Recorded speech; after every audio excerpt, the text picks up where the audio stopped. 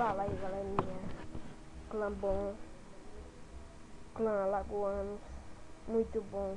3 guerras vencidas e um líder aí muito bom. Se pedir ele doa. Vamos entrar aqui e vou mostrar a vocês. Nova atualização.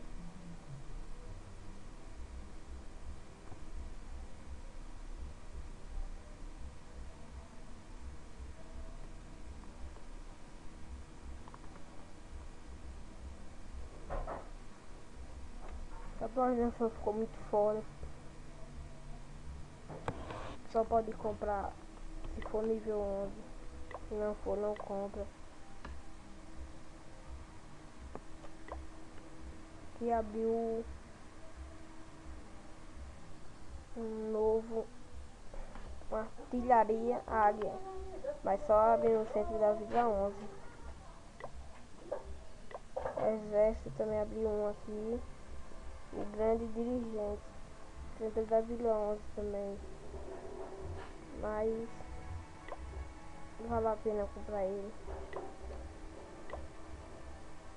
E esse daqui é o meu clã alagoanos,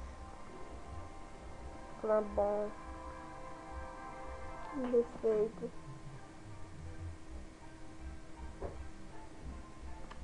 Alagoanos.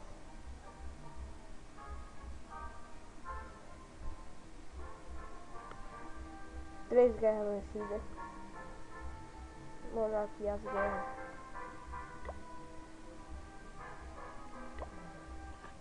Três guerras vencidas. Com essa que nós estamos agora, se nós ganhar, vai ser 4. E essa daqui, essa última aqui, ó, contra o LPS Tigers, foi uma das mais difíceis até agora. 24-20. Quase empate. E agora nós estamos em outra guerra.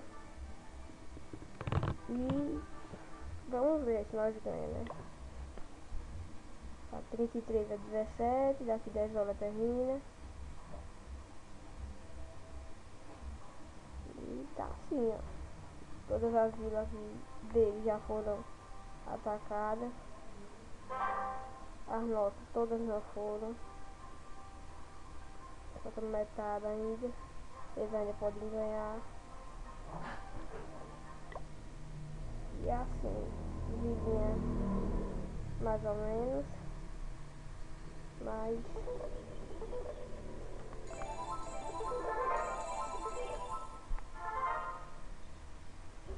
é assim, se quem quiser participar aí, galera, pesquisa aí